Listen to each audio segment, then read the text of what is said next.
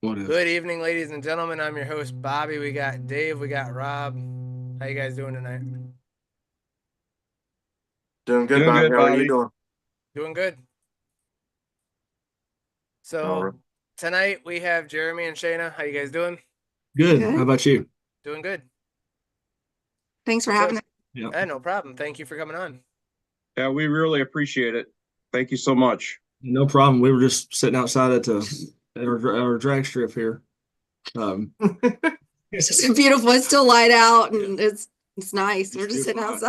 outside. Beautiful sunset. Drag strip in Vail, North Carolina. It's beautiful. And you Yeah, can- I mean, it's As better than 8:05.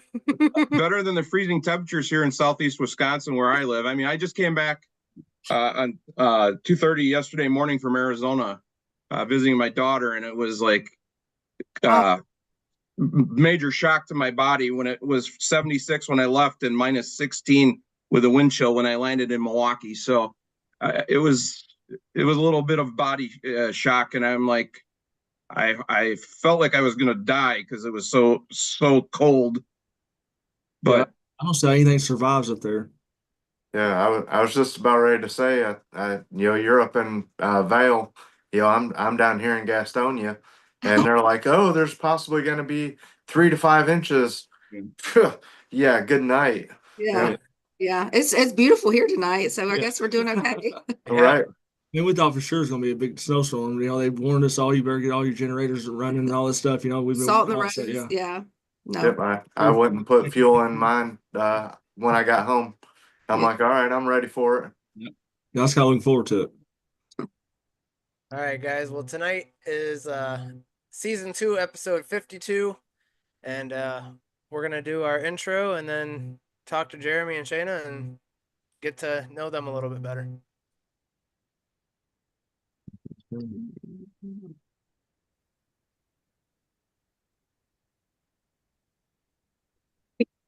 Hmm.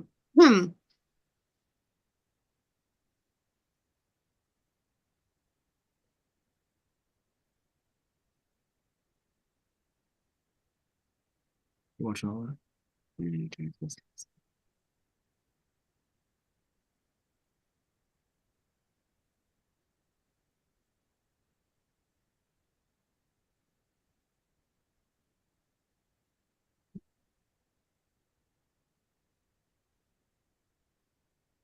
All right, ladies and gentlemen, like I said, this is episode 52. We have very special guests, like I said, and Jeremy, Shayna, I'll let you guys start. Tell us about yourself, and then we'll get into Jeremy telling us about how he got racing. Go ahead, Shane. We'll let her tell us a little bit I'm about her. disappearing. I'm Shayna Mayfield. Jeremy and I've been married for 22 years now. 20-something years. Yeah. Go ahead. We live in Vail, North Carolina. We have a lot of four-legged animals. We have pigs and dogs and all the fun things. We raced for many years professionally, and I traveled with him and got to see and do a lot of cool things. And now I work full-time at a medical spa, which I absolutely love. Have a great team. And so now while Jeremy races for fun, I'm the one working. So the roles are reversed a lot, but that's about it. I'm gone. Well, there we go again. But yeah, that's about it. I'm originally from Myrtle Beach, South Carolina. I met Jeremy in Darlington back in 90 something. I was a college girl at Clemson and kind of went from there. And I'm an only child and a beach girl at heart, and racing and my husband about the only thing that could bring me to Vail, North Carolina, honestly. If not, I'd probably still be in Myrtle Beach being a beach bum. Yeah, and as far as I go, I'm sure that I can sit here and talk all night about who I am, what I've done, and all that stuff. But pretty much racing. I guess you would say full time right now, but pretty much racing the Grand National Super Series, and this coming year, and raced last year with the championship. We won the championship, and looking forward to this year. We got a lot of good stuff going on, new sponsors, and kind of got a new race team that we've put together, and really excited about it. So, So, Jeremy, do you want to talk about that fateful day? What'd you say, Dave? 25 years ago? Yep, 24 years ago, to the day.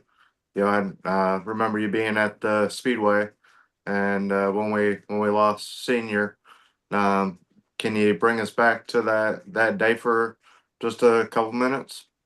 Oh yeah, it was just a normal day to start with, and the race had been going pretty much like it should have went. Everybody's racing and trying to to win the thing, and the last few laps it got real wild, and all of us were moving around on the back stretch, and coming down for the finish. Wasn't sure who was going to finish where, but knew that Earnhardt and Michael and Dale Jr. and all them, they had great cars and everything. And I was kind of about a ninth, 10th place car that day, but I watched everything going on and went into three, and everybody started moving around. And next thing I know, I seen Dale going to the wall, and I went under him, went under the wreck. And, but I could see what was going on behind me and stuff, looking in my mirror. And we went on to the start finish line, didn't think much of it. Just looked like a normal hit, like a normal wreck, and, just normal deal. And, then it got, after the race is over, everybody started talking about it pretty quick, and it kind of spread through the garage area really fast that it was bad, that he was hurt pretty bad. Not sure what the situation was at that point in time, but obviously we found out a few minutes later that he didn't make it, and it was a weird day. The whole racetrack was just quiet, and just I don't know how to explain it, but I knew that day was going to change racing in general after that, and it was going to be big, and just couldn't believe it, pretty much in shock, really.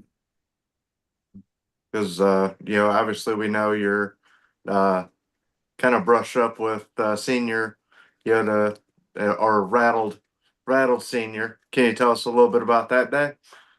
Yeah, that was a fun day for us, and that's probably now that he's gone, it's not really hard for me to talk about it, but I don't really I don't know how to say it. You feel bad about it, I really feel bad about that day, but he was such a great person, a great champion, and we raced at Pocono, and come down to the end of the race, and we were able to get a run on him and pass him on the last corner, turn 3, and at Pocono, and coming off for the start finish line and win the race. And a lot of people were like, what did he say to you? Or, I bet he was pissed off or whatever. And he really wasn't, I mean, he was just he was a racer, he could dish it out and he could take it. And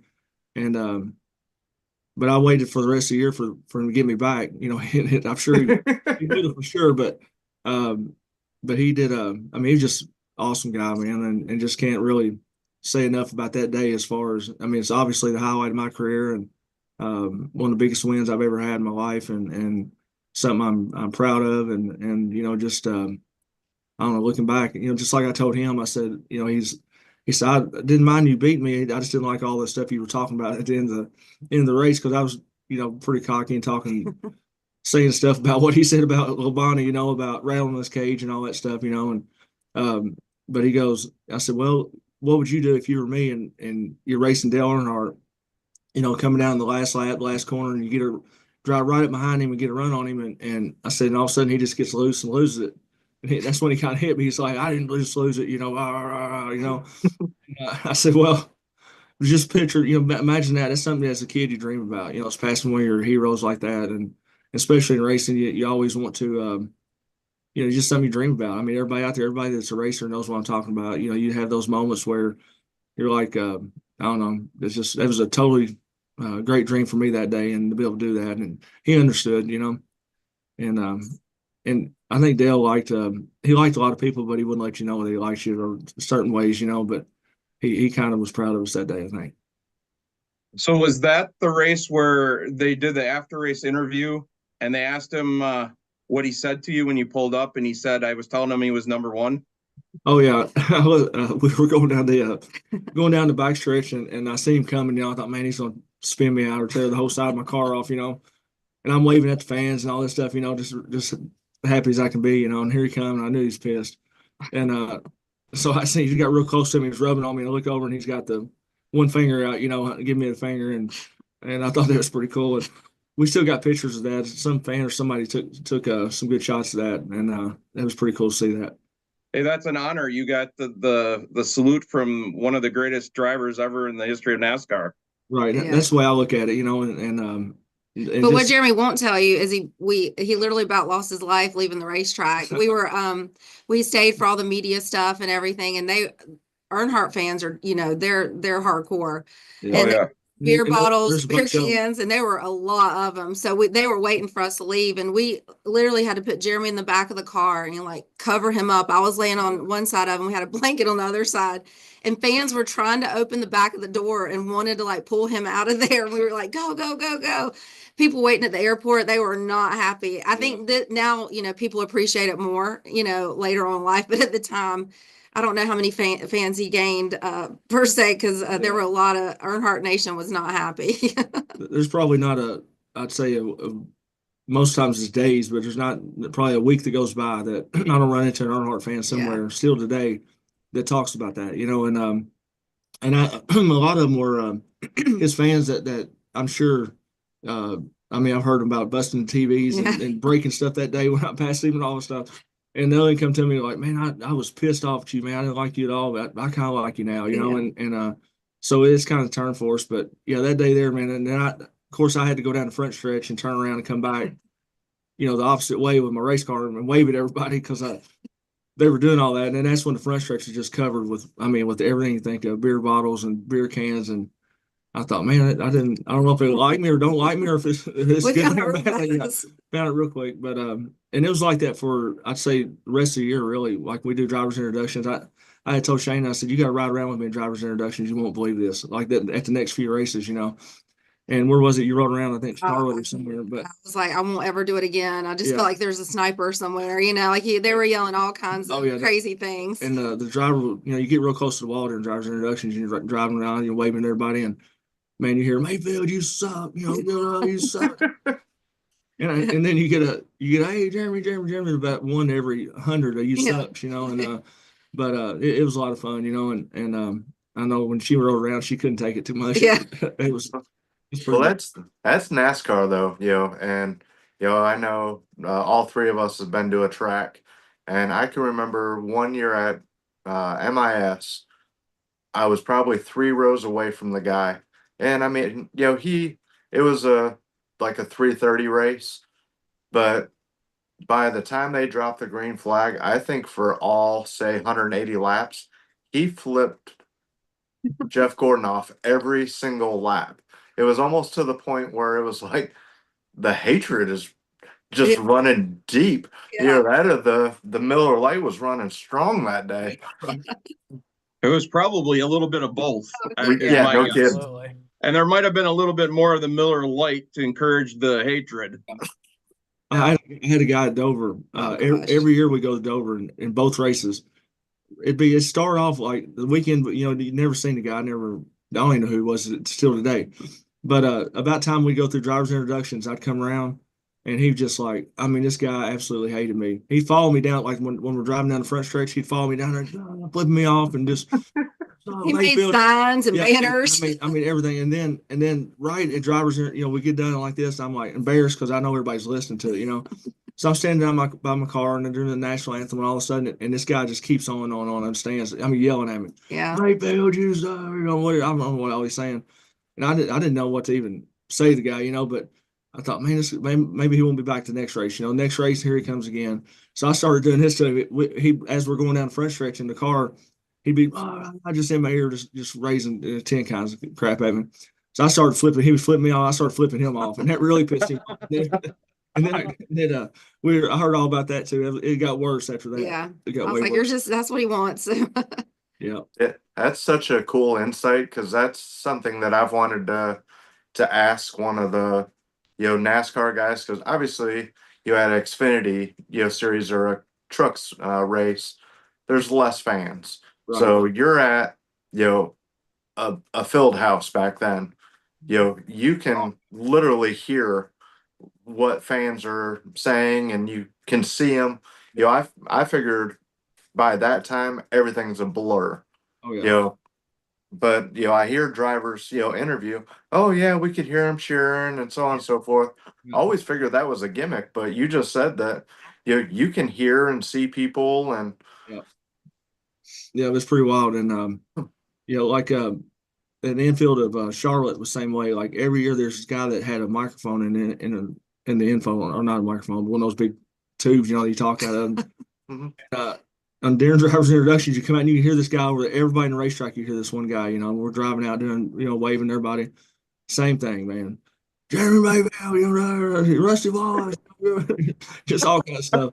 And so I mean, it's like everywhere you went, there were certain people in certain areas. You always knew that we're gonna, But like you said, it's full house, man. The stands were packed, the infield was packed, and you couldn't really tell, when you're that far away from them, who's saying what. You just kind of keep waving. But this one guy just overwhelmed everybody. I mean, it was crazy. So Dave brought up Michigan. And I'm obviously in Ohio, so I'm not far from Michigan at all, 45 minutes.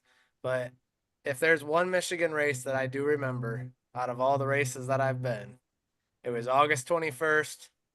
I don't remember what year, but Jeremy 2005. goes out and freaking wins the race. I'm a Rusty Wallace fan at the time. Yeah. But I'm a Penske fan. So you win the race, and I'm over there hooting and hollering. The guy behind me goes, "Shut up, he sucks." I go, "No, he doesn't. You suck." Yeah. And I'm like, I don't know. I wasn't that old. My dad just looked at me. I'm like, my bad. I know it's funny you speaking about age, because I see a lot of people that younger crowd, that doesn't even remember those days. They never even got to see it. They weren't even born when all that stuff was going on. That's when you're getting old right there, Or when Jeremy stuff now, like I love to find some of his race memorabilia and they're like, oh, it's, vintage or classic NASCAR. I'm like, what? No, there's no way we're 2005 this is not old. vintage. Yeah, I'm like, but back in the 2000s, I mean, you're thinking 90s, now that's like older stuff. And I'm like, wow, it really is, So then it's like we feel old. When I drove for Kale, I look back at, a lot of the stuff he had in the shop and stuff, I thought about that a lot, because Yeah. it showed, him and Donnie and all them fighting. And you look back and see all that stuff and you think, man, it's Cale Yarborough who I'm driving for, And I wondered that myself. I wonder when the point comes where all the old days are behind me, Yeah. my career, and they're starting to get there now. I'm looking back going, yeah, like you said, that you go to antique stores and find her cars and all that stuff. And so it's pretty wild how it's changed like that over the years. But I guess you get older and that's the way things work. That was one of the questions I was going to ask you. Like, I'm the same age as you are. I'm 54. I think you're 55, or if I remember correctly, around that. But you have aged so much better, Jeremy. yes, I was just going to say a lot better than me. We got the same color going on anyway. Yeah, yes, we do. But so in my opinion, the 80s and 90s were the golden age of NASCAR. That's when it was like amazing. You had, Richard Petty and Earnhardt Sr. You got, Darrell Waltrip, Rusty Wallace, all these big name drivers, and you got cars that look like actual cars. Right. And Mark Martin, one of my favorite drivers of all time. And that was like the pinnacle of racing to me. Yeah. What was it like to be racing at that time? And knowing, like you just said, Cale Yarborough, icon of the sport, to be able to race with him, and I'm sure, or race for him. I'm sure he had stories that in the shop or at the track that he shared, and being around those other guys that I just mentioned that you were able to race with, sharing the history of NASCAR. I'd love to be a fly on the wall in the pits just to listen to some of the conversations that they had. Yeah, it was that's something I look back on a lot is, and you're right. I was able to come up through the early 90s and and got to, get into the Cup Series, like in the mid 90s, and then, carried all the way through to the 2000s, whatever. But just so many memories. I mean, there's so much stuff, and just all the things you hear and see and laugh and I don't know. It's just. I mean, I sit here and think about it all night. All the memories we got, but yeah, when you talk to Cale and Donnie Allison and Bobby and Darrell Waltrip and all those guys are my heroes. I remember in the '80s when I was racing go-karts and stuff, I looked up to them thinking, man, those are my heroes right there, and Cale and man, and you walk through the garage here and there's Richard Petty comes up to you, and just, but every one of those guys I just mentioned, and there's a lot more of them, Rusty, and I can just keep going on. Were so cool and so normal, and when you're a kid, you're looking up to them thinking, man, that's beyond, normal. And a lot of people look at actors and music, what is it? Musicians. Or whatever you call it, and you look at them in a different way, but when you meet these people, they're all normal. That's what's cool about it. So you can sit down and just have normal conversations and joke around and laugh. And Sterling Marlin, he kept everybody laughing all the time. And I mean, it just goes on. I'm just so thankful that I was a part of that. And the other day we looked at Alan Jackson video. I think Shane had a picture of that and she put up. And just looking back at then, Ernie Irvin, a great friend of mine, and Alan Jackson, and just Mark Martin was there. I think Bill Elliott was there. Bill's another one, a great guy, but just so normal, so down to earth. And I can remember sitting in Daytona at a test one time. I'm sitting there while they're working on the car, and all the fans are yelling at different drivers, wanting to come over and sign autographs or whatever. And I remember sitting there looking at them, going, man, that they look up to us so much as drivers. I'm thinking, if y'all only knew how down to earth and how normal, and how just we're all just people, what I mean? That's what was crazy. And but just sit there and stop and see all these people doing that. Just, I don't know, it's just something I got over it, I guess you say. Not that I didn't get over it, but it Get used to it. yeah, just kind of got used to it. But it was just seeing that was pretty amazing, really. See, it's funny you say that because I had the same premise. Like, I assumed that people were unapproachable. But for a while there, I'm in the automotive industry, so I worked in Denver, which is, right off of the Lake Norman area. And so I would see race car drivers every now and again. And I worked on the same road that like Tanner and the Gray family have their shop in. So, I would see them at the gas station. They'd be picking up just fried chicken and putting gas in their trucks. Yeah. And I would say I met probably 24 different, past and present, and, like the Gray family, future, NASCAR guys. And, always figured they were unapproachable. And there's only one that was non-approachable that actually had an attitude. And Wasn't me, I know, right? it was not you. It was not you, unfortunately, or fortunately. It was my icon, you Rowdy. That makes sense. Yep. I went up to him, and he didn't have family or anything, because I don't approach anybody if they're with their family. That's just out of respect. Right. And but I asked him. I had I can't remember what I had in the car, but probably a die cast or something like that. I always carried just little stuff around, just in case I ran into, say, you at the gas station. I'd be like, hey, Jeremy, you mind, signing this for me? And he was like, sir, I don't know what you're doing, but I'm just trying to pump my gas. And, and I'm like, okay, completely understandable.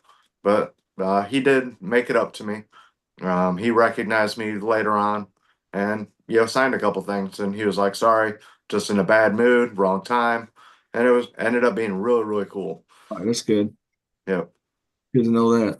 So I gotta tell you a funny story too about talking about the older guys. Was Donnie Allison was a good friend of mine, and Donnie, just when I first started driving, would always come to me no matter where I was at.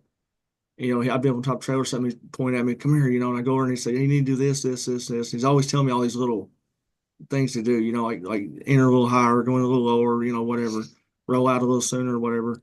And we became friends, and it's somebody I could count on that would tell me, the truth and what I need to do, and I believed in what he said. And but Cale's version of Donnie, when they got in a fight at Daytona with him and Bobby, was both of them got on him, and he had them both whipped and everything else. Is what Cale said. So I was at talking to somebody at my house one day, and Donnie come by, and he pulled in the driveway, and he pulled up. I said, hey man, we're just talking about you. And I told who I was talking to. I said, watch this. And he pulled up. I said, yeah, Donnie, we were just talking about you, man. He said, he was, he kind of got all like, he smiled, you were. I said, yeah, I was telling him about that time Kel whipped that ass at Daytona in the infield.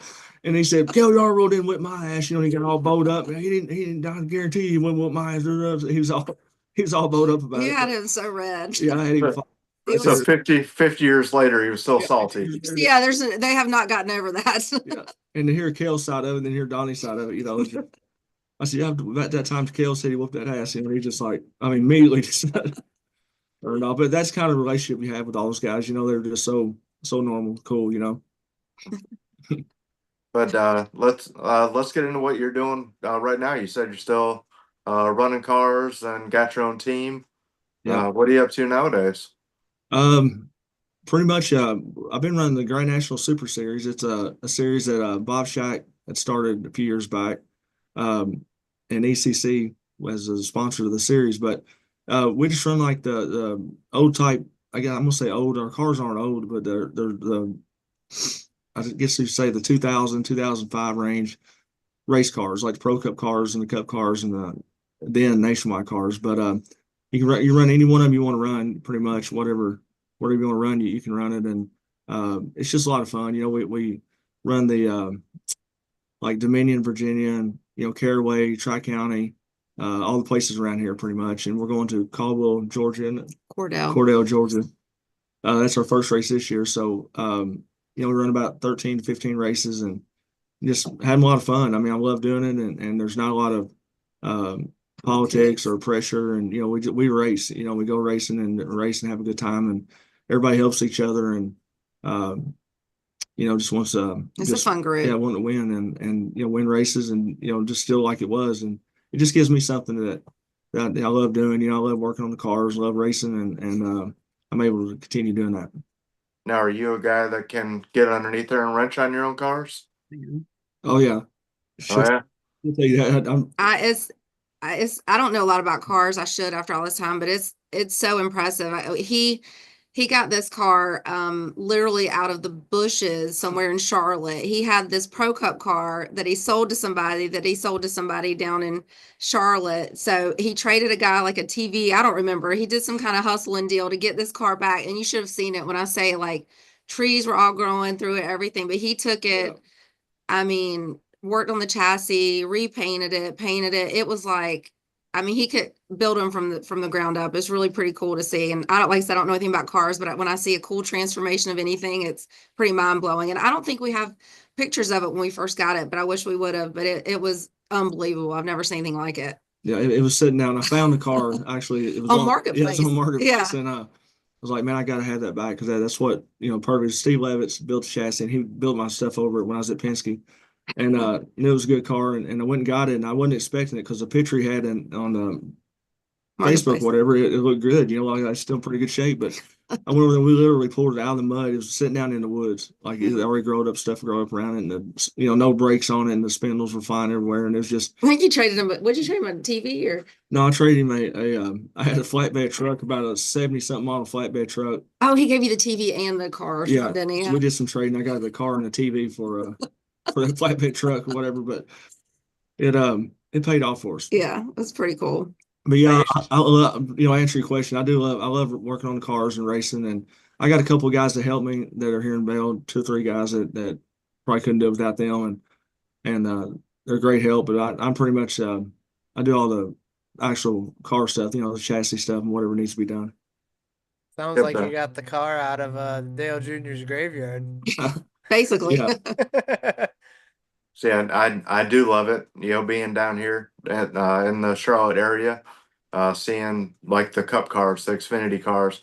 Now you're starting to see roller trucks, and you're like, all right, well, and everybody will tell you, oh yeah, they're the latest and greatest. Jeremy Mayfield ran this car. Or, this is an old DEI chassis, and I'm like, is it now? Okay, yeah. They probably are, because I'm sure a lot of those cars are. I don't know what's happened to all of them. There was a ton of cars, and especially the Cup cars, which had the longer wheelbase and stuff like that. But they're out there somewhere. I mean, somebody's got them. I always wonder what happened to a fleet of cars like that you got, because I know Rusty had a bunch and we had a bunch and had a lot of them at Ray's, and so I always wonder where they all went. But they're there somewhere. But you probably know the guys over at NASCAR Surplus. They do a lot of restorations and find some of those old cars and at least paint them up, make them presentable, and then sell them as rollers. Yeah, pretty much. And that's where mostly all of our parts come from, is guys like that, that we get our stuff from, and just because they still got some of it. But that stuff's starting to thin out too, starting to find different things, but they still, them guys like that can still carry a lot of stuff like that for the cars.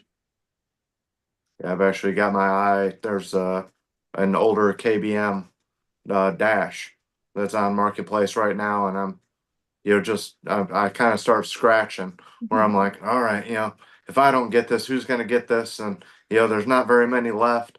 Aw. Yeah. So Shayna, have you ever had the urge to try to jump into a race car and take it for a spin? No.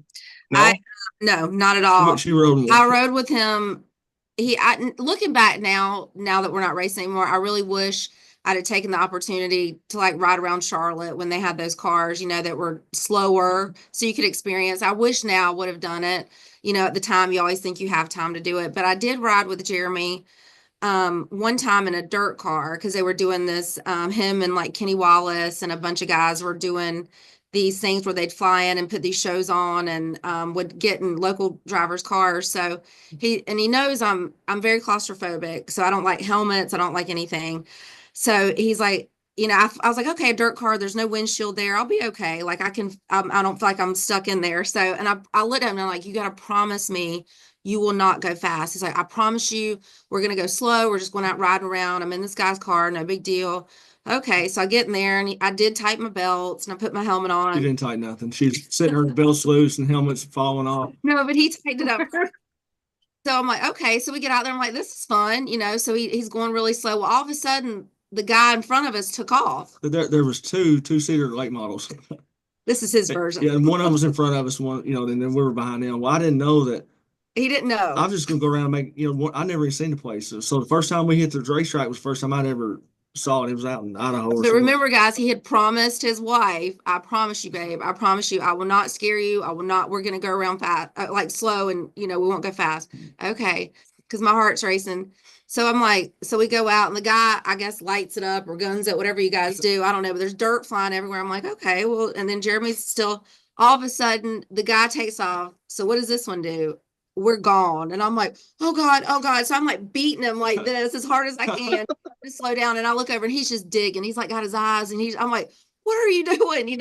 So then we're racing this guy, legit racing, whoever this other person is in the passenger seat. Jeremy loses it. So I'm spinning and all I see is the inside guardrail coming. I'm like, finally he stopped and I was like, I know I bruised his shoulders. I beat the hell out of him.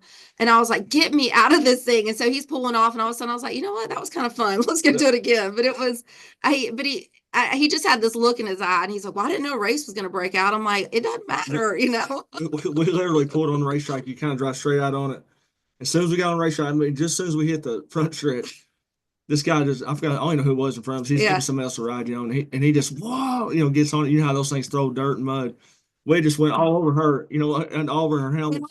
She's covered right there, so I can't see nothing out. And I'm wiping mine off like this, but as soon as he got on, I got on mine, and we took off, man. We go and turn one sideways, and just wide open down the back stretch. And we run about 2 or 3 laps. I'm trying to catch him, and I'm not even paying attention to me. And she's beating on me. I look over, and you can't see nothing, but it's just solid dirt like this. So she rode like 5 laps with me in a dirt late model and couldn't see. It's like blindfolded.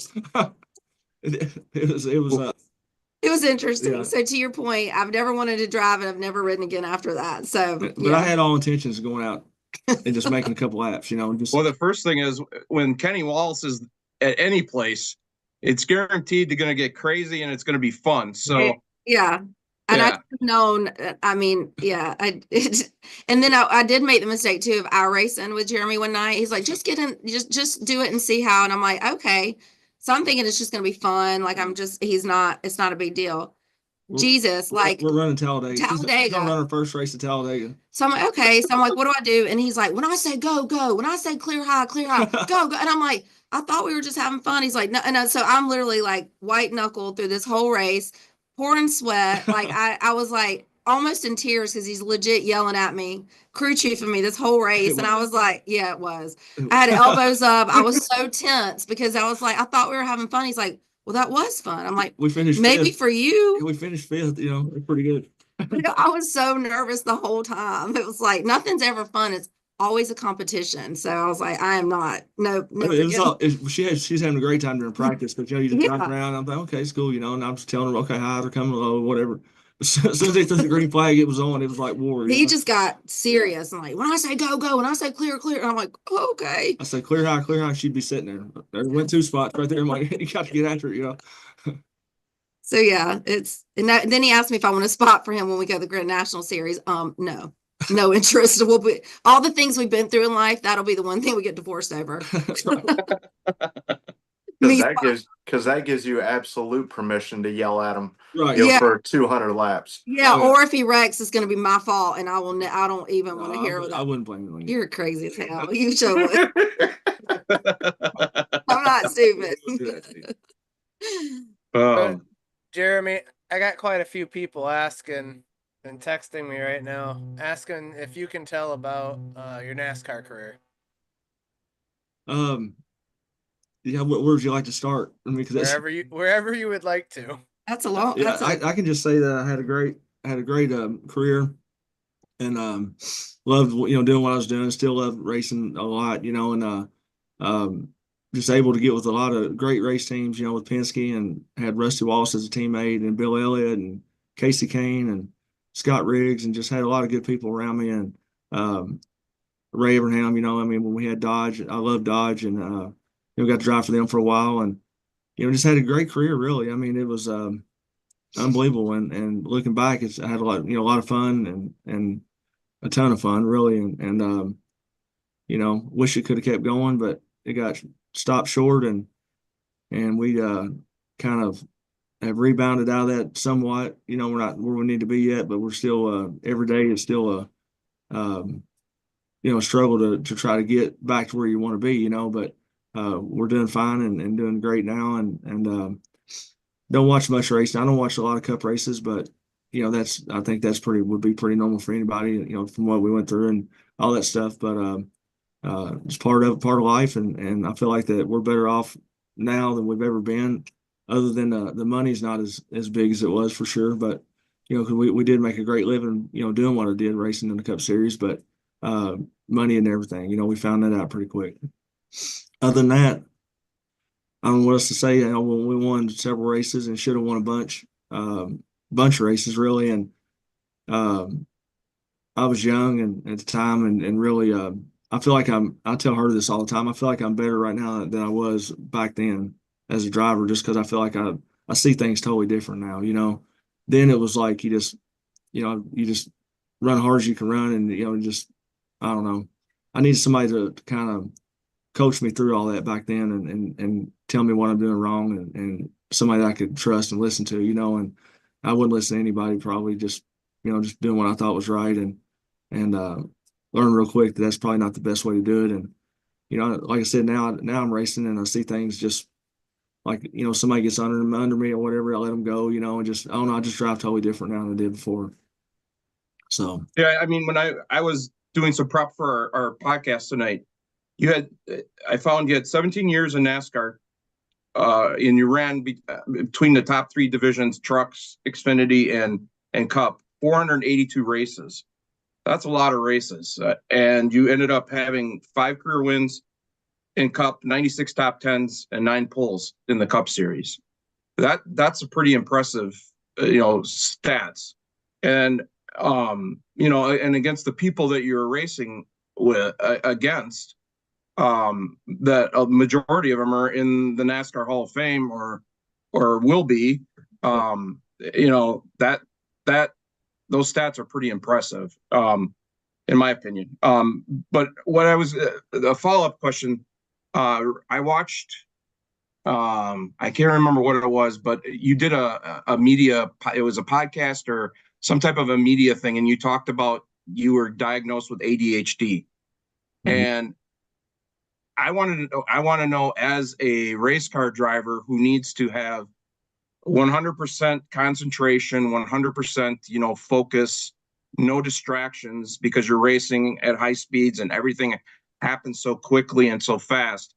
How hard how hard was it, and how challenging was it for you as a driver that had ADHD to be able to be as successful as you were? Well, to start with, ADHD has a lot of different ways of, people have a lot of different side effects and the ways that they get diagnosed or whatever. But when I got in a race car, I just noticed that from as far back as I can remember, whether it's go-karts or race cars, whatever, that's the only place I felt totally comfortable in. It was my race car, and I could sit there and focus for 500 miles, and nothing would cross my mind. It was just dead on, just to run, and doing what I needed to do. And it's when I got out of the car is where I was having struggling with, and a lot of people do.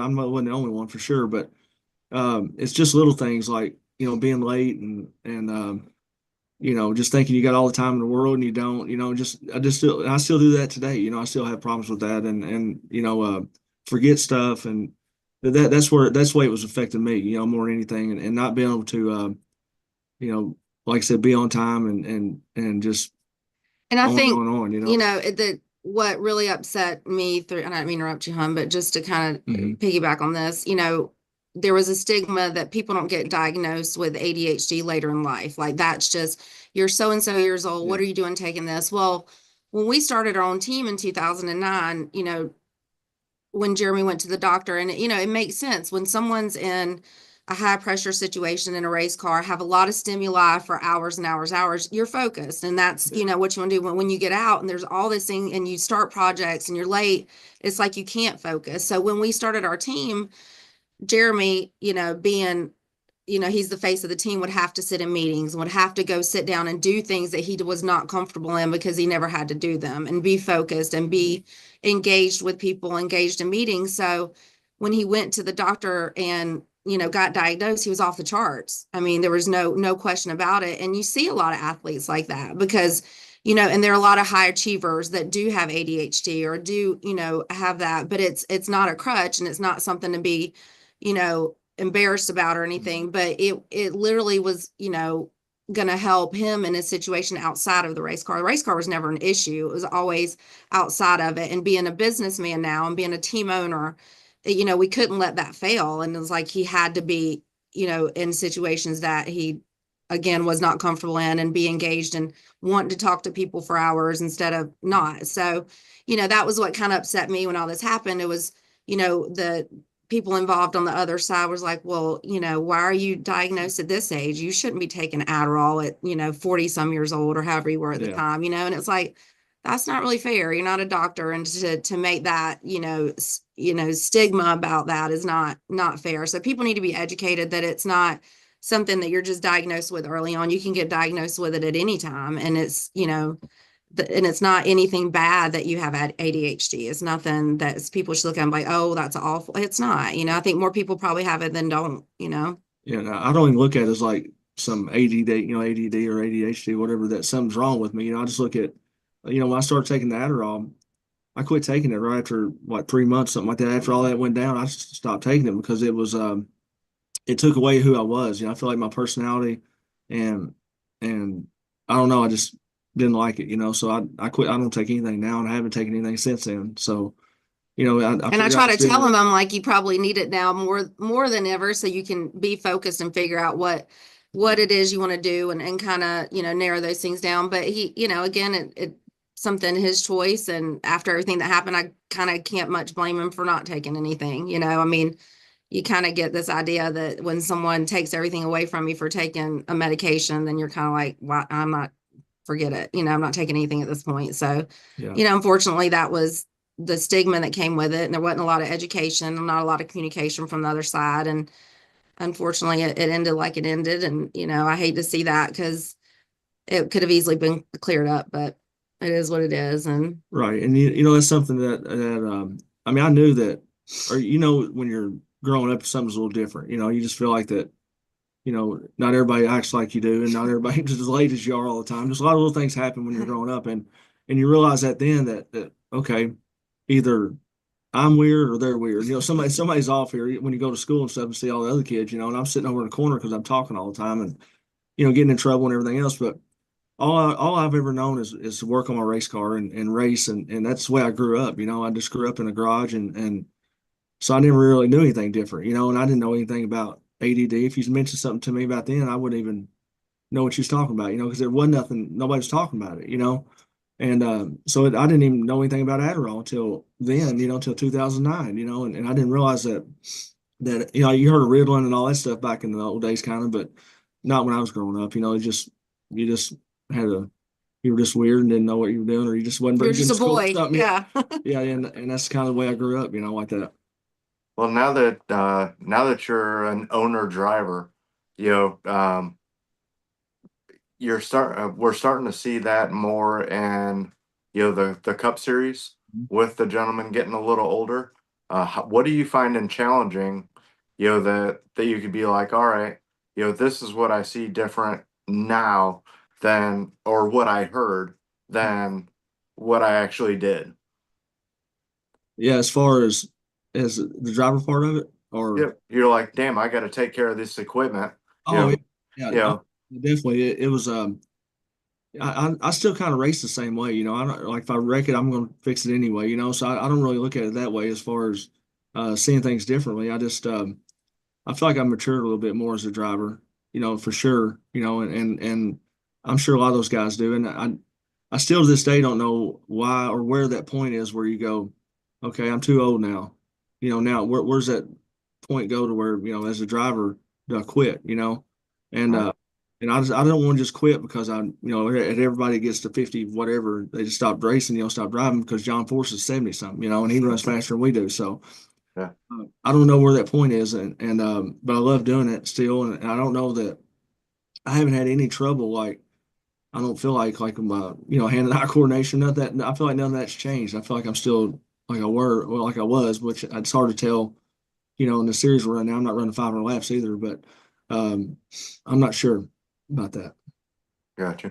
Now do you have anything in the future that is, like where you plan on running or anything like that? You said that you were starting off down in Georgia with the tour. Are you going to be making any stops up the East Coast, or Yeah, if people wanted to meet you, where can they come see you this summer? yeah. I think we're we're gonna be at excuse me, we'll be in Virginia, Dominion, Virginia. Tri-County, Yeah, right Lonesome around Pines, Tri-County Speedway, we run there, several times this year, and Carteret on the coast. Carteret Speedway. So there's you can go online and get the schedule, but I think we got 13 races scheduled so far, and like And I said, where can they find that information at? at the Grand National Super Series, they're either Facebook page Mhm. or a website. They got Okay. So how many cars on average do you guys have at a race in the series? Yeah, normally it's about, I'd say on average, probably 12 to 15. Sometimes it'll be 20, but this year's going to be a little different because like I've got two cars now in my shop, and we're going to have another driver. I think we've already announced it anyway, but Cody Brusso is going to drive our second car, and I'll be driving the first car. But we're going to have more cars this year than we had last year, and there'll be more like I think Bob's got 3 or 4, AJ's got several, and I'm looking at I'm thinking about 15 to 20 good cars this year. And That's awesome that you guys are doing that series, using the old Cup cars and that bringing back that vintage type racing, short track racing per se. That was really cool. That I've heard of the series, but I didn't realize it was old Cup cars that you guys were racing. I thought they were like the Cars Tour, where they're super late models but full perimeter chassis cars, like a Cup car chassis. But yeah, they're actually you can run a Pro Cup car in which got a fiberglass body on it, and okay. and you can take an old Cup car and cut the body off of it and put a Pro Cup body on it. So that's what the car I'm running this year will be. That's what it is. It was an older Cup car with a steel body on it. We cut the body off and put a new fiberglass body on it. Just makes it lighter and obviously faster. So Yeah. but yeah, the good thing about the series is though you can pretty much run. He's got the rule set where if you got an SP2 motor or you got a or an old D3 Ford or whatever they are, C3s, whatever. Uh, there's weight limits and different carburetors you can run to keep all of our horsepower about the same. And Bob's got it figured out pretty good as far as the cars, like you can run fiberglass body or steel body car and just like I said, there's not a lot of there's a lot of rules, but there's not a lot of really, I mean, as long as you meet the ride height rule, which is not, we don't have one. So you can just run as low as you want to run, and there's no spoiler height rule, but you got to have 6.5-inch spoiler, so he's got it pretty much figured out. And I don't know, it's just, it's been fun for me, and hopefully it'll be fun again this year. Do you guys have like a left side weight rule and cross rule and that type of stuff? I'm assuming, so you can't like do like back in the day where Mark Martin, when he was on our podcast, said he put like, I don't know, what was it, like 60% left side weight or right side weight or whatever it was back in the day. Yeah, we have a left side weight rule, and it's I think it's 55 or 56. No, I think it's 54. 54, I think is what it is. And which our cars are kind of heavy, and it's hard to get a lot of left side weight. You can't get 60% like Mark did back in the late model days, but we can certainly get 56 to 57, and we try to keep our car right at 54 and not really go over it much, and that way there's no questions asked if we do run through tech or whatever and have to get weight after the race. But there's guys out there that do a little bit of that stuff, trying to run light and all that stuff, but we try to play it safe. So what kind of tires do you guys run? Do you run like the Goodyear Cup tires, or you running like Hoosiers, American Racers, or? We run American Racers, and Okay. it's a decent tire. I mean, it's we had some trouble last year, some problems with them, coming apart and stuff. But Goodyear and everybody has trouble with their tires, and so does Hoosier and all them. So overall, it's been a good tire. I mean, as far as I mean, there might be better out there, or maybe not. I'm not sure. But that's the tire we've run on since he started the series and all. And I just noticed, like here in Wisconsin, Slinger Speedway, they announced this year that they're using American Racer tires, and which surprised me because they've been with Hoosier forever. I know I was part of a race team back in like 2012 through 15, I think I was.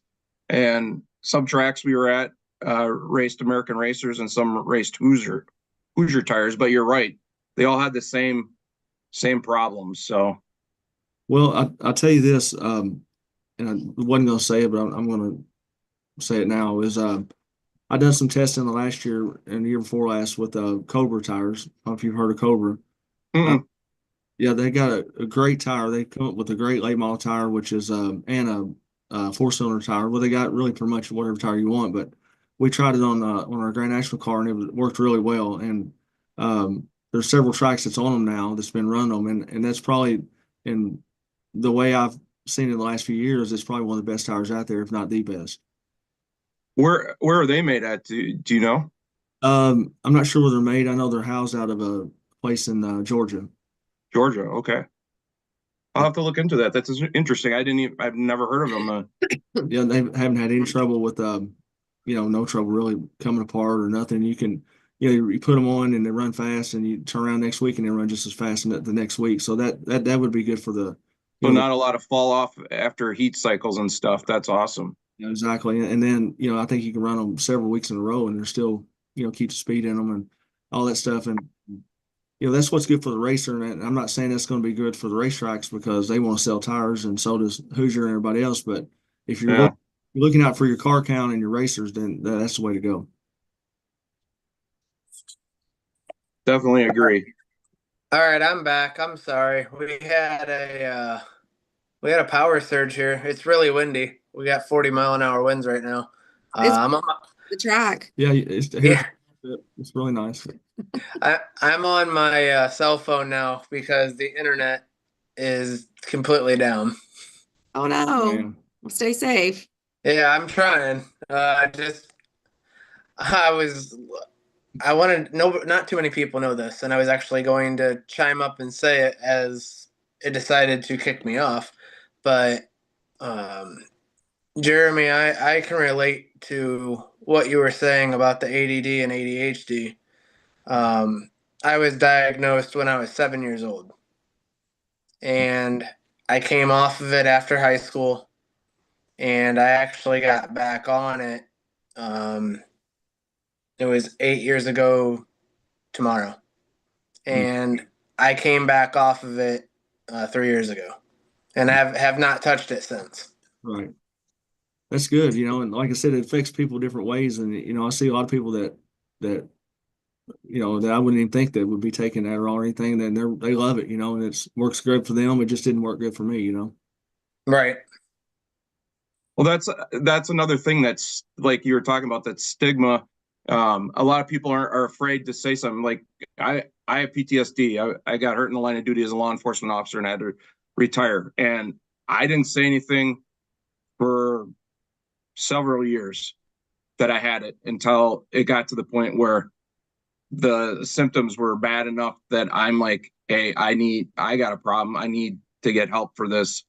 And now I advocate for other people that have it to talk to, talk about it, seek out help. If you want to talk to me, I'm all, you can call me. It doesn't matter what time, day or night or whatever.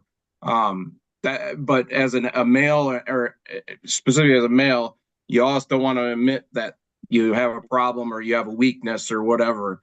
And especially as an athlete that's in the, you're in the public, view all the time, and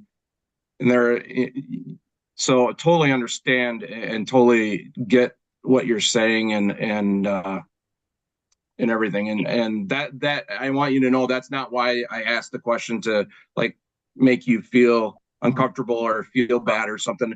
It's just something that I came across and thought that by you coming out and sharing that information, that it would help other people that may also have it, that race, or other people that are afraid to say something, that, hey, this race car driver has the same thing I do. And, it's not a bad thing. It's just something that, I have. And, I may be a little different than somebody else, but, Right. Oh, yeah. And I know exactly what you're talking about, and it's, like I said, it's one of those deals where, it affects people all differently, and however you want to, I guess, whatever you need to take to fix that or not fix it, you just got to, try different things, I guess, and whatever they prescribe to you. And that's all you can really go off of. And I just never liked the feeling of what it made me feel like, taking anything. And to go back a little bit, you were talking about in 2009, you started your own race team. You come off from Ray Evran Motorsports, I believe the contract, your contract ended with them, and you don't have a really long period of time to create a race team. And that's like, teams do years to get to a point where they're able to compete competitively. How in the hell did you do that in that short period of time to get a team together and be able to compete at NASCAR's highest level? Well, it wasn't easy, for sure, but we just had a right group of people and just got lucky, and Bill Davis was going out of business, whatever, so we went and bought some of his cars and tractor and trailer and all that stuff. And Tony Furr was the crew chief, and Tony has put several teams together in the past, and I knew he could do that, and he was really good about starting with nothing and turning it into something. And that's pretty much all we did, was just a bunch of guys that wanted to go racing, and everybody on my team was like either been laid off or fired or something, and we're all kind of just a good group of guys there, and I don't know, I wish I could have seen it through, and we had to, if we ever had the money to race, we didn't even have the money to race like we were. And but we went in and made the Daytona 500 and made several races after that, and had some big things going on. We were talking to sponsors and all that stuff, but it would have been fun to continue on. I'd like to see where it would be today if we could have done that. Now, speaking of today, I know you have been outspoken about the current state of NASCAR racing on some social media platforms I've seen. Kenny Wallace has, Mark Martin has. Why do you think the drivers from the previous era have been so outspoken about the product on the track now in NASCAR? I'm not a fan of the current Cup car. I've said that multiple times on our podcast. I don't think Bobby and I'm pretty sure Dave isn't either. To us, they don't look like race cars. They look like IMSA. I mean, they're race cars, but they don't look like the race cars of past. They look more like an IMSA car to me, and with the one lug nut and stuff. So I'm still a fan. I don't want to bash NASCAR because I still love racing and want it to prosper and be here. But I guess my question is, it's interesting to listen to the perspective of the previous, I guess, generation of racers like yourself that are trying to say, hey, NASCAR, I think you guys have gone too far. We need to get back to where we used to be at. Yeah, I guess just because, I mean, you look at, you guys said earlier, the golden age is through the 90s and, 80s, 90s, and then into the 2000, and, when we were all racing like that and the sport was going at its, its peak, we didn't know it was peaking at that point in time. We just knew it was selling out and it was great racing everywhere you go. And I just don't know, still don't know today. And I think that's what is puzzling to myself and Mark and Kenny and all the other guys. I'm sure there's a bunch of them that where or what or why we had to change that drastically as far as when it went into the car tomorrow. I think is when everything's really started, before a little bit before that. But why? And is it because I've heard, well, you save money and they're trying to save the team's money, they're trying to do this, trying to do that. I don't think there's a team out there that's spending less money for sure. And then you look at the results on the racetrack and the racing's not as good as it was, and it's still not today. I mean, I know the drivers are doing all they can do. They're running the wheels off of them and driving the heck out of them and trying to do the best they can with what they got. And I understand that. I just don't know, and not that anybody cares if I know, I'm not saying that either. But when you go and take horsepower away, then that doesn't do it. So then you say, okay, well, let's take the downforce away. Let's put it in the driver's hands. Every time they've ever taken downforce away and horsepower away, they got the same result. The guys can't drive the cars, they can't pass, they can't do anything.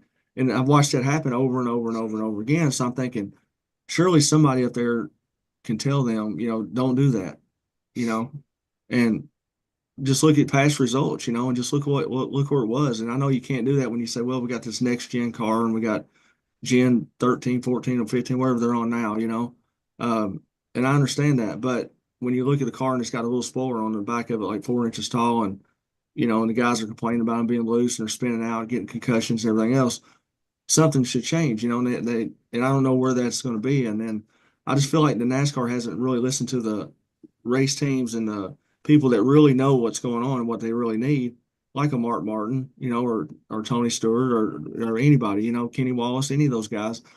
I don't think they've ever listened to any of those guys, or the owners or the crew chiefs. So they just made their own decisions, and now look where it's at. They've gotten in a mess now that, okay, maybe it's a mess. Maybe it's going to be the greatest year ever. And maybe I hope so, and hopefully it is. But if it's not, what are you going to do then? Because you've tried just about everything you can try, and the part that I hate worse than anything is they've alienated the true race fan that was there with them through all this and watched them make all these decisions. And now everywhere you go, you hear people talking about it. Racing's not like it used to be. That it's not this. And I hear it every single day, and I know that Mark and all those guys hear the same thing. And it's because it's not. I can sit here and tell you right now and lie to you and say, man, it's probably the best racing's ever been. And you're gonna look at me like I'm crazy. Because it's not. And so I don't know what the answer is. I don't know how to fix it. I just know that that's my opinion on it, of what went wrong and why it's where it's at, today. There's a lot. What do you think caused that? What caused it, and when do you think it started to go? I mean, you said the car tomorrow, which I agree. Right. When it started going downhill, though, what happened was you see guys like well, not guys, but you see the sport, the fans not showing up, they're taking, stands out of the racetracks. And when you start seeing all that going on, and then all of a sudden they go into this phase of, we need a whole new audience. We need a broader range of audience. We need more people. Well, you had the people, you run them off. Now you're trying to go back and find more people. And so, they've tried everything they can other than putting on a good show, and that's why everybody liked racing before. That's why I race, because it's competitive. I can go out and run, and if I want to move my fenders out a little bit, it's no big deal. If I want to raise my spoiler up, I can, because I'm a different driver than what the other guys are. Mark Martin likes his stuff one way, and I like mine another. There's no way we could drive two the same cars. Neither could Rusty and I, or neither could Rusty and Mark, or Dale Earnhardt. Everybody liked their own stuff, and it was you got to do that to be able to put on a good show. My car's got to drive really good for me, and so does the rest of the guys, before we can go out and put on a good show. So if I don't like, say, a loose race car, or the way the car feels, I'm not going to give you 100%. I can't. And back then we could give 100% because we could come in and work on it and fix it if we needed to.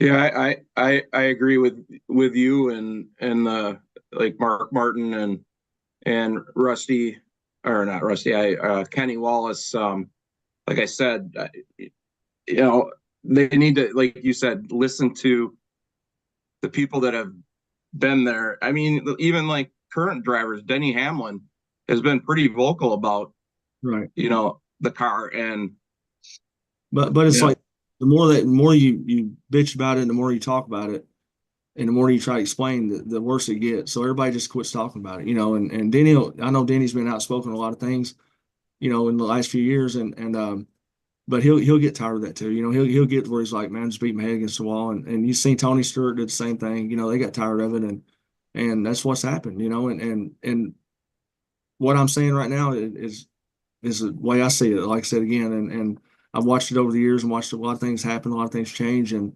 that's something they don't want to hear. NASCAR doesn't want to hear that. They want me to be on here, or whoever. They don't care what I say anyway, but they want to sit tell you how great everything is, and it's not. And the quicker they see that, I mean, I'm sure if you go into a corporate office somewhere, whatever building it is downtown Charlotte or whatever, and you got a corporation down there, and the CEO walks in, well, you don't ever hear none of his people that work under him saying, the executive saying, well, we suck here and we suck here, and we're not good here. We need to do this differently, because you're probably going to get fired, And I'm sure that same way it is in NASCAR. They tell each other what they want to hear so much that there's never nothing wrong with what they do. I mean, that's just my opinion again. And like I said, it'll probably make somebody mad, but it's the way I see it. Well, we appreciate your opinion. I mean, the three of us that do the podcast, our favorite racing is the Xfinity Series. Yeah. We honestly think that's the best racing that is going on. I mean, it's competitive. You got good drivers. We may be a little biased because we're big Jeremy Clements fans, but it's just really good racing. You got some really good drivers and good teams, and the cars are still race cars with 5 lug nuts, and you can pass and that type of stuff. So I don't know. I guess, like I said, as a fan and somebody that does a podcast on NASCAR, I hate to bash the sport, because I want it to thrive and get better. But at the same time, you don't get better unless you say, there's this is not working. Look at this and try to make it work, right, to get better. So and listen to the people around you that's actually there putting on the show for you. Yeah. I think that's what a lot of people don't realize either, is these race teams, man, they spend a lot of money and a lot of time, a lot of effort. I mean, there's a lot goes on to get a cup car and cup team to the racetrack, and they're the ones putting on the show, so make it a little bit about them, what they need and what they want. And that would probably help also, not just about what you think is the right way to go about it when you've never even sat in a race car, And then you look at, seeing the highlights from Daytona, you see Ryan Preece upside down and the way these cars are crashing. And speaking on this on the anniversary of Dale Earnhardt's death, what's worrisome or scary is it's probably going to cost someone else their lives before there's a drastic change, not just to improve the racing again, but also safety. And, it's like all of it's falling on deaf ears right now until something gets their attention. And unfortunately, it's probably going to take something like that, and it's scary to watch and sad to see. But when drivers keep, talking about the safety and the racing and this and that, and they don't make any changes, unfortunately, it's something bad will probably happen before they ever listen again. And it's sad because you're all working for the same goal. They all want to see great racing. Like Jeremy said, they spend a lot of time and money to get to these racetracks. We all want the same thing. We all want to race and be there and put on a good show and get the TV money and everybody make good money and everybody leave safely and get home. And now it's just it's just become me on the outside watching. I watch a little more than Jeremy, not a lot. It's still pretty hard, but it just looks so greedy. And it's like, you see these drivers saying and speaking out as much as they can without feeling like they're going to get penalized or something. And, saying, hey, things have got to change. Somebody's going to get hurt or, something's going to happen here. And they don't do anything. And it's kind of, it's sad to see. I hate to see it. And like Jeremy said, it's there, you just can't say what's wrong. I mean, you just have to play the part, show up, race what they give you, and hope to make a good living, and you leave alive and you can go live your life, basically. I mean, it's not, I don't want to say they don't care, but they're giving all impression that they don't. And unfortunately, and when you give feedback or you try to say what needs to be changed and they don't listen, then that's the only conclusion you can come to is it's their rules and their way. So. Right. Now, I was going to ask, what are your guys' social media platforms? Because I know we got to wrap you guys up here shortly because we're already an hour and 15 minutes. I'll make her disappear real quick. Here we go. Jeremy, I think he's just Jeremy Mayfield on Twitter, X. See, I'm showing my age now too. It's X, not Twitter. X. No, it's still Twitter. Oh, is it? I thought it was X. No, it's X, but we still all say Twitter. Oh, I'm blurry now. Look. And then just Jeremy Mayfield on Facebook. He's not on Instagram, so he doesn't have an Instagram handle. So we're basically just on Facebook and Twitter. Look, I'm really blurry now. Sorry, guys. You're doing your magic trick again. Huh? You're doing your magic trick again, where you're here and then you disappear. I know. There I am. I'm back clear now. So, There you go. there you go. You lean forward. Yeah. Sorry, guys. No, We're you're all good. What is it? Technologically savvy people. Yeah, something like that. See, that's what I tell these guys, that they're both a lot younger than me.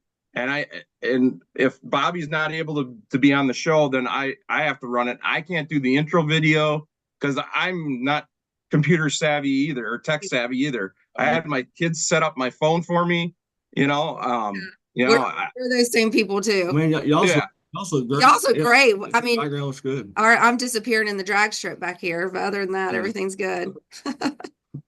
That's thank all you good. for having us. We Yep, really appreciate enjoyed it. Yeah. Well, we really appreciate it. Thank you so Yeah. much for being honest and open and coming on the show. We look forward to hopefully having you guys on again sometime. That'd be awesome. Yeah, we'd love to have you guys on again. I'm disappearing. Quit moving. Okay, Yeah, we definitely will for sure. Just Anytime. give us a call. It'd be great. Okay. And we're Jeremy Clemens fans too, by the way. So, Oh, nice. That's yeah, awesome. yeah, it's pretty cool. Yeah, All right. Safe in he's the a weather. good guy. Yeah, we're gonna make a couple runs here on the drag strip. Yeah, gotta go. All right. Disappear right into the sunset, right? All right. See ya. See you guys. See you See you all. guys. Take care. Bye. Bye. So, Rob, this is gonna be a short show. You're gonna take over the rest of the show because I have nothing. Yeah. So it's that segment was brought to you by Mattman Designs LLC. So segment 1 with Jeremy and Shayna was brought to you by Mattman Designs LLC. Segment 2 is going to be the NASCAR Xfinity Series Daytona International Speedway race report for Jeremy Clements Racing.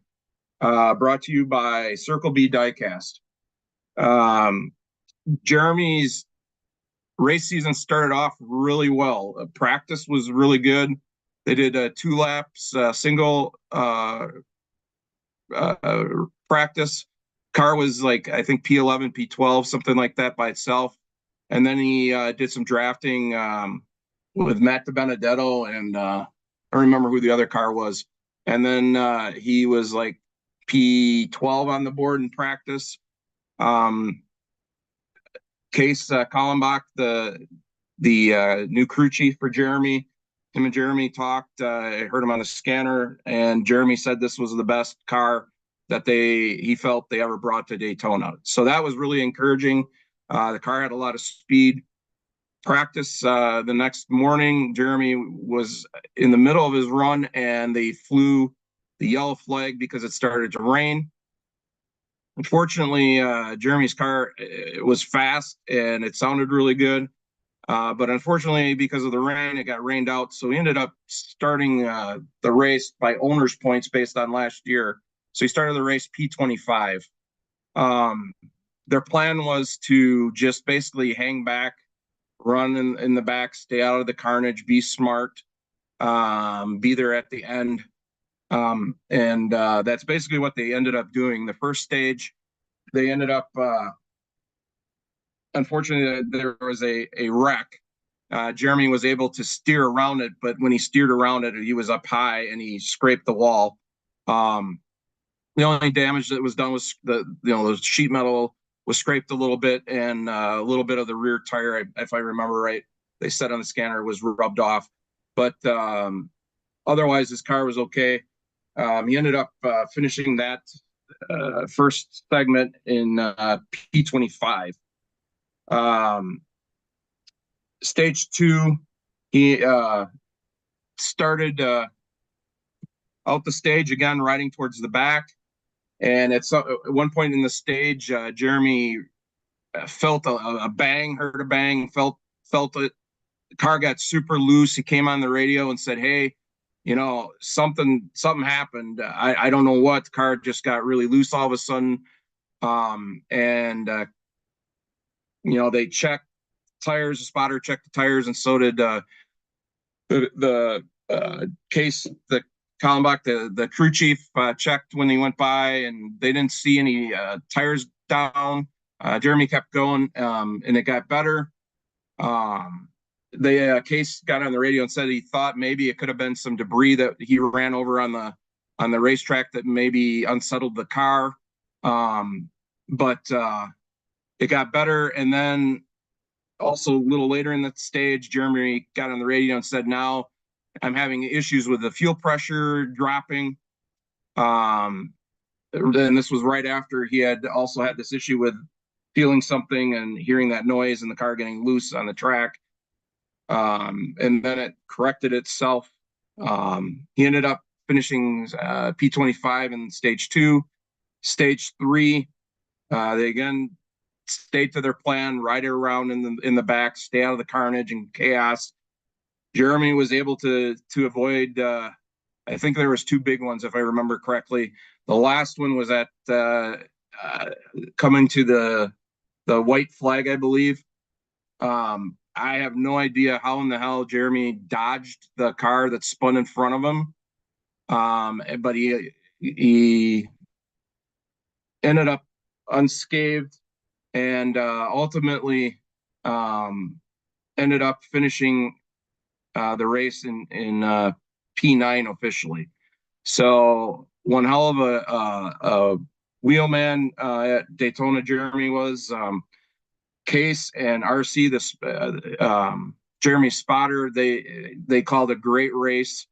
Pit crew did have one penalty. I think it was in the first stage where they one of them was over the wall too early, but for the most part, pit crew and the new pit crew was did really well and good.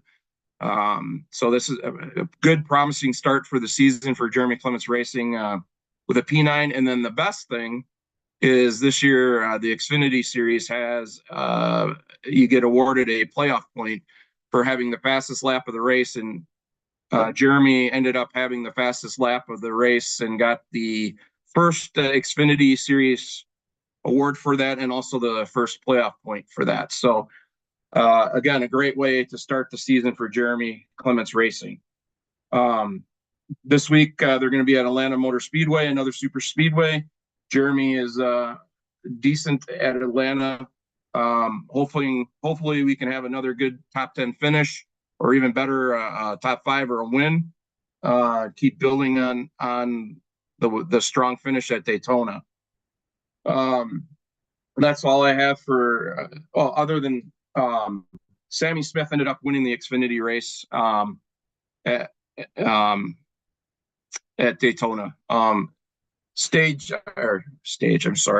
3 is the Kylie Glick Racing Report, brought to you by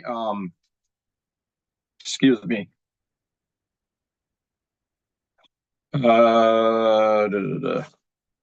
I apologize. Stage 3 is segment 3 is Kylie Glick Racing Reports, brought to you by Gale Beard Products. Kylie's been working hard in the shop and been doing a lot of sim time, getting ready to race in the next Spears Cars Tour West Tour race. Also, she released some new merchandise on her Facebook page. So if you want any Kylie Glick Racing merchandise, go on her Facebook page, click on the link and order your merchandise there. She also recently announced that she has a partnership with Driven Sunglasses, and also received some Max Pappas or MPI steering wheels for her Pro Late model to use this year racing. So Kylie, just pay attention to her social medias, and also our social medias, and for updates on her next race. But yeah, she'll actually be back on in 2 weeks. We're off next week. And then we're going to have Harrison's on, I believe, and then possibly have Spartan Waste and Fox Sports after that. Guys, I just want to say sorry, too, for the technical difficulties. Like I said, we have 40-mile-per-hour winds coming through here, and it decided to kick the internet. We had a power surge, everything went down, and the internet is still down. I can't get it to work, so I'm on my actual phone, so I'm sorry for I know Rob and I are both on the screen right now, so I just want to apologize. I didn't realize that was how that was going to work, but I've never actually done it on my phone before. So I just want to apologize to everybody. I did talk to Miranda and Kylie. They are in the midst of doing some stuff, so that's why they weren't on tonight. They will be, like I said, back on in 2 weeks. And I just want to thank everybody that makes the podcast possible. I really do. I don't have Rob's going to have to read off everything, but Anna, I want to give her a shout out. She's doing our stickers again, tumblers. She also has blankets on there, that custom blanket she's making. If anybody's interested, slates. pretty much, if you can think of it, Anna can make it. So yep, pretty much. So on that note, like Bobby said, thank you for joining us tonight. We hope you enjoyed the podcast. Remember, you can always watch our podcast live on YouTube, at our Facebook channel, and then also at any time on our Spotify channel.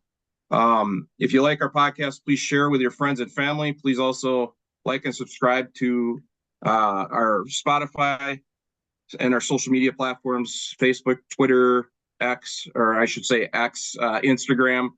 And we appreciate it. All our if you can listeners like and subscribe also to our Spotify, Instagram, Facebook, and YouTube, please. I know I don't stress it enough, but our Spotify is up and live. 51 episodes have been uploaded so far. After tonight, it'll be 52. Yeah, looking forward to talking with you guys about that and seeing what your guys' feedback is on Spotify so far. Yeah, and like Bobby said, talking about Anna, remember with the stickers, they're $15 for the big ones, and Nope. $8 I'm for sorry, these ones. $8 for the big ones and $4 for the little ones. And just message Bobby, and we'll make sure you get them. And then He even also does these custom the car coasters. car coasters. Whatever you need on them, whatever you want on them. And they're actually really nice to be able. I mean, I have a set of 6 of them in my truck. I mean, she does keychains. I mean, you name it, she does it. I mean, these tumblers. There's the garden flag right over there. You can sort of see. Yep. She does amazing work. Small business, so absolutely support small business whenever you can. Also, if you would go to stickygears.com, check out our Area 51 Racing Podcast t-shirts. They're $15. Portion of the sales from the t-shirts go directly to Jeremy Clements Racing to keep Jeremy Clements Racing on track. Also check out Sticky Gears for other Jeremy Clements Racing merchandise that is on sale. There are t-shirts, hats, collector cards, some hero cards, and other stuff such as that. And then also, Golly Beard Products is a partner of Area 51 Racing Podcast. Their products are awesome, and as you can see, Bobby and I both use their products, and as they say, make them say it. Golly. When you go to order at gollybeard.com, at checkout, make sure you enter our discount code Area 51, and you get 15% off your order and free shipping. And again, make them say it. Golly. Hey, don't forget, go to circlebdiecast.com and you get $6 off your shipping when you go to place your order. Dave and I both used it. I'm sure Rob will be using it shortly. But yeah, I've been sharing that out. It's Area 51 in the discount code, and you get $6 off your order. And then also check out the Racing Warehouse.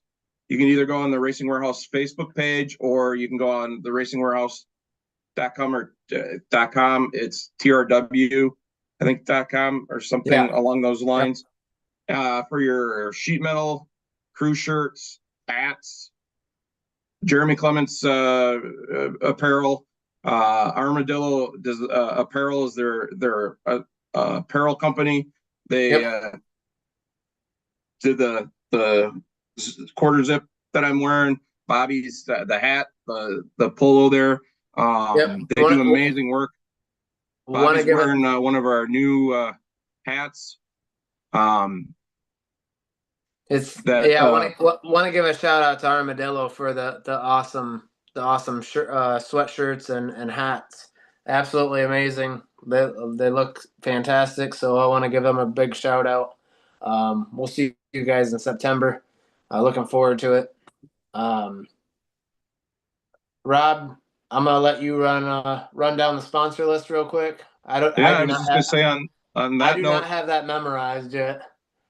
I was just gonna say on that note, we thank everybody for joining us tonight. We look forward to seeing you on the next show, and we want to thank our partners who make the podcast possible. Diamond Level Partners, Spartan Waste, 98.3 FM Fox Sports Spartanburg, Action RV, Kylie Glick Racing, Matman Designs, The Runner's Roost, Alliance Drive-Away Solutions, NL Moore Designs, Circle B Diecast, Driven Sunglasses and Driven Trackside, Elite Towing and Recovery, High Speed Auto, Booze Pops, The Racing Warehouse, and Armadillo Apparel. Our platinum level partners are Belcher Cheesecake Company, Flying Form Concrete Structures, First Pacific Funding, Sherfitt Companies, Golly Beer Products, Wings Etc., Whitetail Smokeless, Schanzenbach Landscaping, Jeremy Clements and Jeremy Clements Racing, and our other diamond level partner that I forgot to mention by accident is Harrison's. And we want to thank all of them for partnering with us and helping make this podcast possible and allowing us to share our passion of racing and the passion of racing and the information of our guest, and to share the, make sure the history of racing continues on to the other new generation that may not know. So on that note, Bobby, that's all I have. Yeah, that's all I got. I was trying to, when I got it on my phone, I was trying to get my computer up and running, but obviously it won't work. So I was trying to figure out how to play the outro on my cell phone, and that just isn't going to happen. So Harrison's, I want to give you guys a shout out. Everybody, if you're in the Spartanburg area or in North Carolina, South Carolina, go to harrisonsusa.com and go buy some merch. We'll see you guys in 2 weeks, and hopefully I can get my computer back up and running, because it does not want to do anything. So with that being said, we will see you guys in 2 weeks, and y'all have a good night. Peace. Have a great night. Thanks, everyone.